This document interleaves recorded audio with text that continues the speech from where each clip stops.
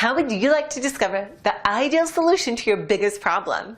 You're just moments away from doing that, so keep watching. Now it's time to look at one of the biggest pillars of internet marketing of all, SEO. SEO is search engine optimization, and this basically means that you're trying to get your website to show up in the search results. Of course, you're not going to be able to show up high in every search result, so this is where keywords and targeting come in. A keyword is essentially a word or phrase that people are going to search in order to find your site. When people go shopping online, they'll almost always start with Google.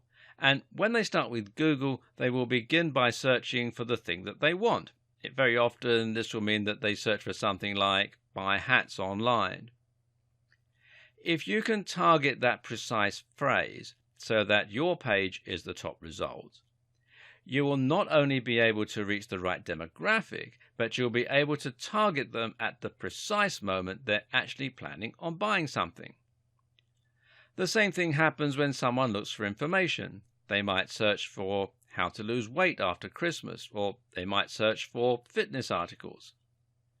Again, you can bring more people to your site and that way hopefully create more loyal followers simply by making sure your pages come up as top results for those terms. So SEO has the huge advantage of being highly targeted and allowing you to reach anyone rather than just people who are your followers or who are part of the same network as your followers. The only problem is that SEO is also arguably more complicated than the other forms of marketing we've looked at so far. It's never guaranteed. That is to say, you can spend years doing SEO or pay the very biggest SEO service in the world and still not see any improvements. Let's take a look at why that is and how to give yourself the best chance of success. In order to get to the top of Google, the aim is to try and understand how Google works, how Google decides which sites are worthwhile, and how you can manipulate those factors in order to move your site to the top. Google works using spiders or robots. These are small programs that search the web by following from one link to the next. Each time they find a new website, they add it to a giant index and will assess the subject matter and the quality of the site by looking at who is linking to the page, how the page is laid out, and what the subject of the content appears to be. If we knew precisely how Google's algorithm worked, then we could get to the top of the search results with guaranteed certainty. As we don't know this though, all we can do is make educated guesses and hope that these get us to the top of Google.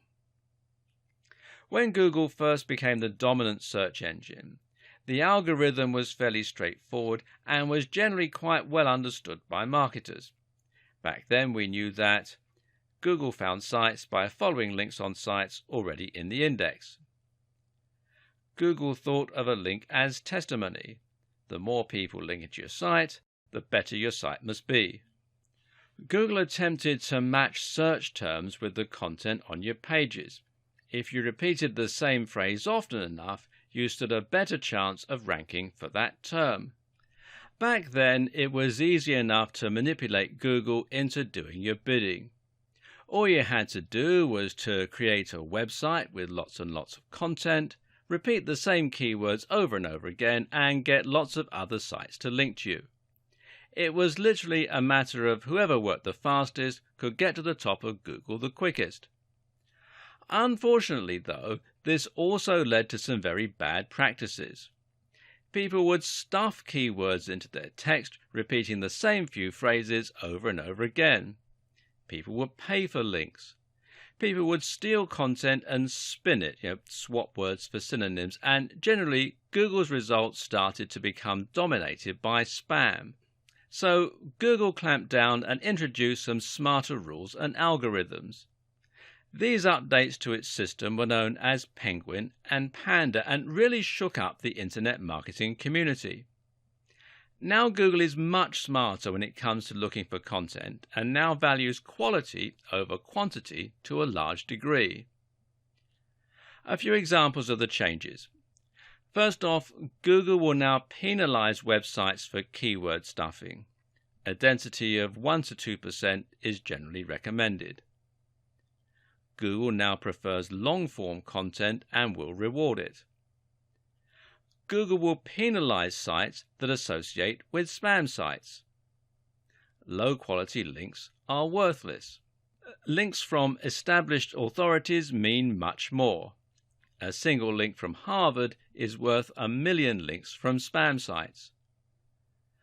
Google now understands synonyms and related terms and will look for you to have written around a subject.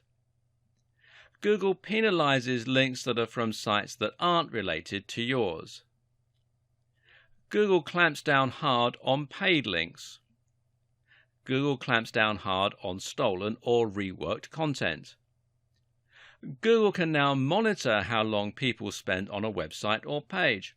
If your visitors are only staying for a second before leaving, Google will take this to mean that your site doesn't offer any real value and you will be penalized. This sudden change resulted in a lot of sites being removed from Google altogether, which badly hurt many businesses. As you can imagine, this caused quite a lot of outcry. But what's important to remember is that website owners are not the customers Google is catering to.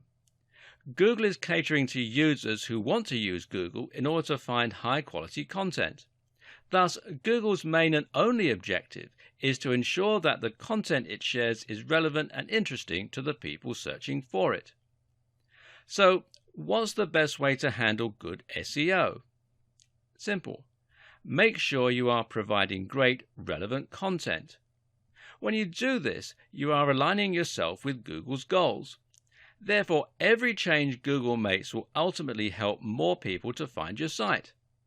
Meanwhile, the sites that try to spam Google or trick it will only be damaged each time that Google has an update. So, with all that said, how do you go about carrying out SEO for your site in this day and age? We'll cover that in part 2. Thanks for watching, and don't forget to click the link below in order to find out more.